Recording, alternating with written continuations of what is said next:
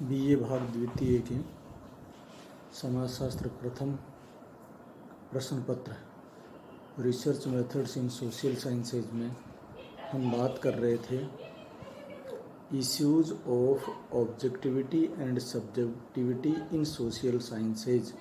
समाज विज्ञानों में वैषयिकता एवं वैयक्तिकता के मुद्दे। कल के वर्चुअल लेक्चर में हमने बात करी थी कि ऑब्जेक्टिविटी और सब्जेक्टिविटी क्या है और ऑब्जेक्टिविटी का अर्थ और उसकी परिभाषा की चर्चा हम कल कर चुके हैं। आज हमें बात करनी है समाज विज्ञानों में वैषयिकता की आवश्यकता क्यों होती है। कल के चर्चा के आधार पर हम ये समझ चुके हैं कि वैज्ञानिक अनुसंधान के लिए वैषयिकता की आवश्यकता होती है। वैषयिकता ही आधारशिला है, उसी के आधार पर हम वैज्ञानिक ज्ञान प्राप्त कर सकते हैं। अतः यदि हम समाज विज्ञानों में किए गए सामाजिक अनुसंधान को वैज्ञानिक अनुसंधान की श्रेणी में रखना चाहते हैं तो हमें वैषयिकता को प्रश्रय देना होगा। कल भी हमने चर्चा करी थी कि एमिल डर्कहाइम की पुस्तक the rules of sociological method में उन्होंने ये कहा है कि यदि कोई सिद्धांतवेता या समाजशास्त्री समाज शास्त्र में बिना खोजे गए क्षेत्र की छानबीन करता है तो उसे अपने आप को किसी भौतिक विज्ञानी, रसायन वैज्ञानी या फिर शरीर वैज्ञानिक के समान ही मानसिक स्थिति में रखना होता है। तो एमिल डर्कहाइम ये कहते हैं कि समाजशास्त्र में जब भी किसी भी क्षेत्र में अध्ययन किया जाता है तो अध्ययनकर्ता अपने आप को भी जिस तरह से प्राकृतिक विज्ञानों में अध्ययन करने वाले लोग जिस मन स्थिति को लेकर चलते हैं उसी मन स्थिति में वो स्वयं को रखता है। तो हम ये कहते हैं कि सामाजिक यथार्थता की विशिष्टता की भावना की वास्तव में समाज वैज्ञानिक के लिए नितांत आवश्यकता होती है। तो जो सामाजिक विज्ञान के क्षेत्र में सामाजिक यथार्थता है, सोशल रियलिटी है, सोशल रियलिटी के बारे में हम ये कह सकते हैं कि समाज में जो घटनाएं जिस रूप में घटित होती हैं उसी रूप में उनको अध्ययन करने किया जाए तो वो सोशल रियलिटी होगी। तो जो भी वैषयिकता की आवश्यकता की हम बात कर रहे थे उसको हम विभिन्न बिंदुओं के आधार पर स्पष्ट कर सकते हैं कि समाज विज्ञानों में वैषयिकता की आवश्यकता क्यों होती है। पहला जो बिंदु है वो है समाज विज्ञानों में किए गए अनुसंधान को वैज्ञानिक स्थिति प्रदान करने के लिए जो भी अनुसंधान किया जाता है समाज विज्ञानों में, जिसको हम सामाजिक अनुसंधान कहें, सामाजिक अनुसंधान को वैज्ञानिक परिस्थिति प्रदान करने के लिए वैषयिकता की आवश्यकता होती है। और अगर वैषयिक ढंग से वैज्ञानिक पद्धति को अपनाकर हम अध्ययन करेंगे तो निष्कर्ष उसी प्रकार के निकलेंगे जैसे भौतिक विज्ञान या रसायन विज्ञान में निष्कर्ष होते हैं। सामान्यतः मान्यता ये है कि घटनाएं दो तरह की होती हैं या जगत दो प्रकार का होता है। एक संसार भौतिक संसार है और दूसरा सामाजिक संसार है। भौतिक जगत की प्रकृति सामाजिक जगत की प्रकृति से सर्वथा भिन्न मानी जाती है। उसके पीछे कारण ये माना जाता है कि जितनी भी भौतिक घटनाएं हैं उन भौतिक घटनाओं की स्वयं की कोई इच्छाएं, अपेक्षाएं, आकांक्षाएं नहीं होती, वे सामाजिक जगत से स्वतंत्र होती हैं। इसलिए उनके जो नियम हैं वो उन नियमों पर सामाजिक जगत का प्रभाव नहीं पड़ता है। इसलिए जो नियम प्रतिपादित किए जाते हैं भौतिक जगत के अध्ययन के आधार पर वह नियम सार्वभौमिक, सार्वकालिक और सार्वदेशिक हो सकते हैं। इसके अपितु जो सामाजिक जगत है, सामाजिक जगत में लोगों की अपनी स्वतंत्र इच्छा होती है, उनकी अपेक्षाएं होती हैं, उनके पक्षपात हो सकते हैं, उनकी पूर्व की कोई अभिनति हो सकती है, उनकी स्वतंत्र धारणाएं हो सकती हैं, आकांक्षाएं, अपेक्षाएं होती हैं और वो पल पल परिवर्तनशील रहती हैं और वो सामाजिक जगत में घटने वाली घटनाओं को भी प्रभावित करती हैं। तो ये एक बड़ा कारण माना गया कि भौतिक जगत और सामाजिक जगत अलग अलग होते हैं, इसलिए सामाजिक जगत पर किया गया अध्ययन वैषयिक नहीं होता है। ये और उन पर सामान्य सैद्धांतिक नियम नहीं बनाए जा सकते। इसका उत्तर हम वैषयिक प्रविधि को अपनाकर दे सकते हैं कि अगर सामाजिक घटनाओं का अध्ययन वैषयिक ढंग से किया जाए तो सामाजिक यथार्थ की प्राप्ति होगी और उस सामाजिक यथार्थ के आधार पर हम सामान्य सैद्धांतिक नियम बना सकते हैं। तो पहली आवश्यकता इसी कारण से है कि जो सामाजिक अनुसंधान है उसको वैज्ञानिक स्थिति प्रदान करने के लिए हम वैषयिकता की जरूरत को समझते हैं। दूसरी जो बात करते हैं निष्कर्षों की प्राप्ति हेतु, निष्पक्ष निष्कर्षों की प्राप्ति हेतु, या हम कहें अभिनतिपूर्ण निष्कर्षों की प्राप्ति हेतु भी वैषयिकता की आवश्यकता होती है। अभी हमने ये चर्चा की है सामाजिक जगत में घटने वाली घटनाओं से व्यक्ति प्रभावित होते हैं, इसलिए व्यक्ति उन घटनाओं को भी अपनी इच्छाओं, अपेक्षाओं, हितों, स्वार्थों के अनुरूप प्रभावित कर सकते हैं। यदि हमें सामाजिक अनुसंधान को वैज्ञानिक बनाना है, भविष्यवाणी करने की क्षमताओं वाला बनाना है, सार्वकालिक, सार्वदेशिक, सार्वभौमिक बनाना है, तो हमें पूर्णतः निष्पक्ष निष्कर्ष की आवश्यकता होगी और निष्पक्ष निष्कर्ष वैषयिक ढंग से अध्ययन करने पर ही संभव हो सकते हैं। अर्थात घटनाएं जिस रूप में घटित होती हैं उनका उसी रूप में अध्ययन किया जाए।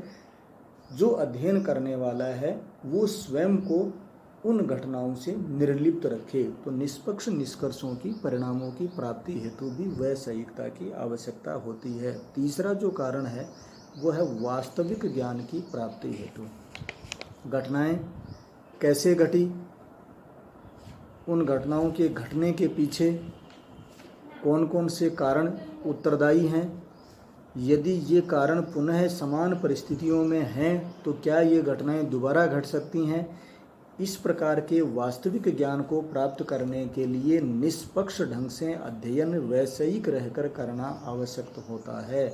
इसलिए यथार्थ और वास्तविक निष्कर्ष निकालने के लिए वैषयिकता की आवश्यकता होती है वास्तविक ज्ञान की प्राप्ति के लिए। अगर किसी भी प्रकार की त्रुटि है तो बार बार अध्ययन, वैषयिक रहकर दोबारा अध्ययन करने पर उस त्रुटि का भी पता लगाया जा सकता है। चौथा जो कारण हम मानते हैं वैषयिकता की आवश्यकता का, उसको मान सकते हैं वैज्ञानिक पद्धति के सफल प्रयोग हेतु।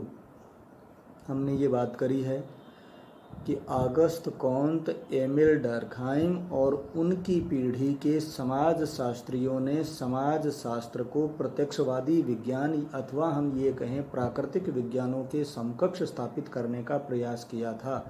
इस हेतु उन्होंने ये कहा था कि जो अध्ययन पद्धति, जो उपागम पद्धति प्राकृतिक विज्ञानों में अध्ययन हेतु इस्तेमाल की जाती है, उसी उपागम पद्धति का प्रयोग समाज विज्ञानों में या समाजशास्त्र में किया जाएगा।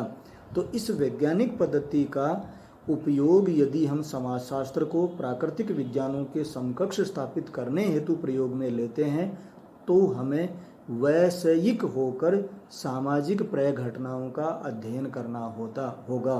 तो वैज्ञानिक पद्धति के प्रयोग के लिए हमें ये प्राथमिक आवश्यकता है हमारे लिए कि हम विभिन्न प्राय घटनाओं का जो कि अध्ययन की विषय वस्तु हैं उनका वैषयिक रहकर उनसे बिना प्रभावित हुए और ना ही उनको प्रभावित किए अध्ययन करें। पांचवा जो कारण हम लेंगे उसमें हम ये कहें कि सामाजिक प्राय घटनाओं के संबंध में अनुभवात्मक ज्ञान की प्राप्ति हेतु वैषयिकता की आवश्यकता होती है।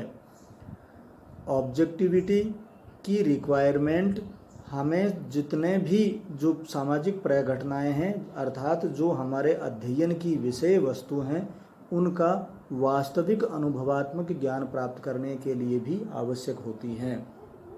यदि हम सामाजिक प्राय घटनाओं के घटने कि वास्तविक कारणों का पता लगाना चाहते हैं तो हमें पूर्णतः निरपेक्ष और निष्पक्ष होकर घटनाएं जिस रूप में घटित होती हैं उसी रूप में अध्ययन करना होगा।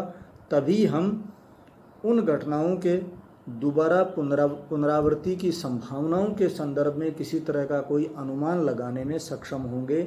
और ये तभी संभव है जब हम वैषयिक अथवा तटस्थ होकर उन घटनाओं के घटने के पीछे के कारणों और उस परिणाम के अंतर संबंधों की व्याख्या करें। तो वैषयिकता की आवश्यकता किन्हीं भी सामाजिक घटनाओं की जो कि हमारे अध्ययन या जानकारी की विषय वस्तु हैं उनका अनुभवात्मक ज्ञान प्राप्त करने के लिए भी आवश्यक होते हैं। अन्यथा समाज में विभिन्न प्रकार की घटनाओं के पीछे भ्रमात्मक धारणाएं प्रचलित होती हैं और उन्हीं भ्रमात्मक धारणाओं से प्रभावित होकर एक व्यक्ति निष्कर्ष तक पहुंचने का प्रयास सामान्यतः करता है जो निष्कर्ष वैषयिक न होकर आत्मनिष्ठ होते हैं और उन निष्कर्षों के आधार पर किसी प्रकार के सामान्य सिद्धांतों का निर्माण नहीं होता। तो इन भ्रमात्मक धारणाओं का परिहार करने के लिए, उनका परिष्कार करने के लिए वैषयिकता की सामाजिक अनुसंधान में, समाज विज्ञानों में आवश्यकता होती है। छठा कारण की हम चर्चा करें तो उसके लिए हम ये कहेंगे कि सामाजिक अनुसंधान में जितने भी निष्कर्ष निकाले गए हैं वो निष्कर्ष सत्य हैं अथवा नहीं, उनकी परिशुद्धता का मापन करने के लिए वैषयिकता की आवश्यकता होती है। अर्थात सत्यापन के लिए वैषयिकता आवश्यक होती है।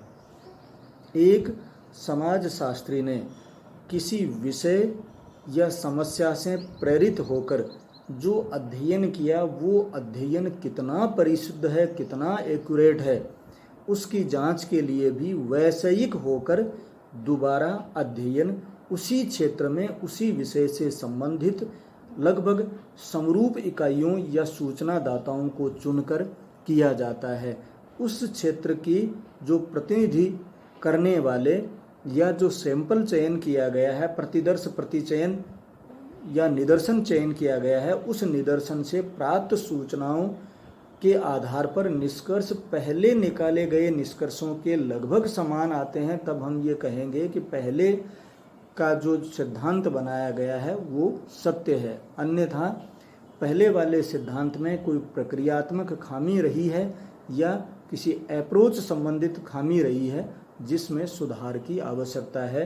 कहीं निष्कर्ष संयोगवश तो नहीं आ गए हैं, उनके जांच के लिए, पहले के सिद्धांतों के सत्यापन के लिए, उनके पुनर्परीक्षण के लिए आवश्यक है वैषयिकता सामाजिक विज्ञानों के लिए। अंतिम जो कारण इसका हम ये खोजें कि सामाजिक विज्ञानों में वैषयिकता क्यों आवश्यक है, तो उसमें हम ये कहेंगे कि भावी अनुसंधान की संभावनाओं को विकसित करने के लिए भी वैषयिकता आवश्यक है। कोई भी विज्ञान निरंतर विकासशील होता है। घटनाओं की प्रवृत्ति और प्रकृति समाज में बदलती रहती है। अभी हमने प्रारंभ में ये बात करी थी कि जगत को दो भागों में विभक्त किया जाता है। एक भौतिक जगत कहा जाता है, फिजिकल वर्ल्ड कहा जाता है, और दूसरा सोशल वर्ल्ड या सामाजिक जगत कहा जाता है।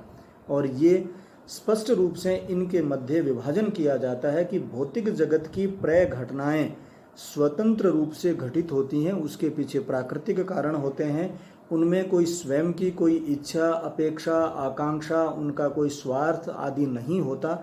इसलिए उनके संदर्भ में निकाले गए निष्कर्ष हैं वो परिशुद्ध होते हैं और उनको पुनः सत्यापित किए जाने की जो प्रत्याशा है या प्रत्याभूति है वो दी जा सकती है, प्रत्याशा अधिक होती है। जबकि सामाजिक जगत में घटनाएं हैं वो व्यक्ति के इर्द गिर्द घटित होती हैं, व्यक्ति उनका भाग होता है, तो व्यक्ति की अपनी इच्छाएं, अपेक्षाएं, हित, स्वार्थ, आकांक्षाएं, पूर्व धारणाएं, उसकी अभिनति होती है, वह उन घटनाओं से प्रभावित भी होता है और उनको प्रभावित भी करता है। ऐसी स्थिति में हम अनुसंधान को वैषयिक और वैज्ञानिक बनाए रखने के लिए प्रयास अगर करते हैं तो भविष्य में भी जो अनुसंधान हम करेंगे उसके लिए वैषयिकता प्राथमिक रूप से आवश्यक होगी। वैषयिकता ही वर्तमान सामाजिक अनुसंधान के लिए और वैषयिकता ही भावी सामाजिक अनुसंधान के लिए आवश्यक होगी। तभी हम समाज शास्त्र एवं अन्य समाज विज्ञानों के लिए ये प्रत्याभूति देने में सफल होंगे कि ये भी एक प्राकृतिक विज्ञानों की भांति ही विज्ञान है।